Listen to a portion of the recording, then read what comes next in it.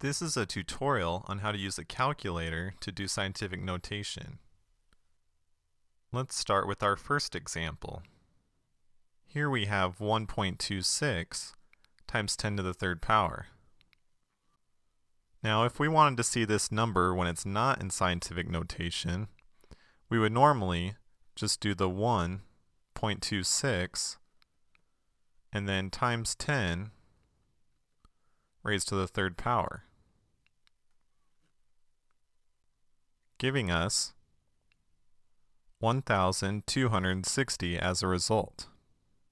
Now there's actually a simpler way to do this on the calculator. Rather than doing the times 10 raised to the third power, the calculator uses this uppercase E. So if we put in 1.26 E3, that represents 1.26 times 10 to the third power. Now this E that I'm referring to isn't just the typical letter E from the calculator, but it's this blue E above the comma button.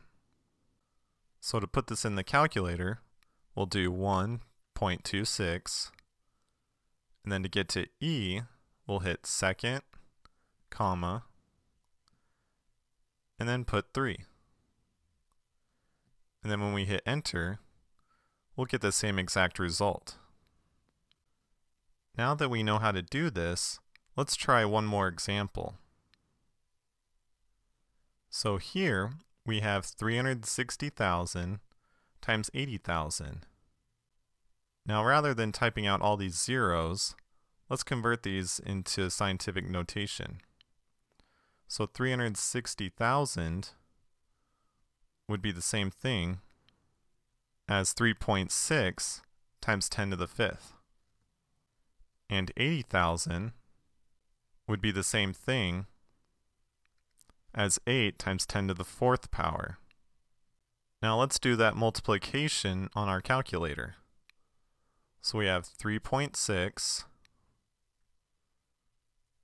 times 10 to the fifth times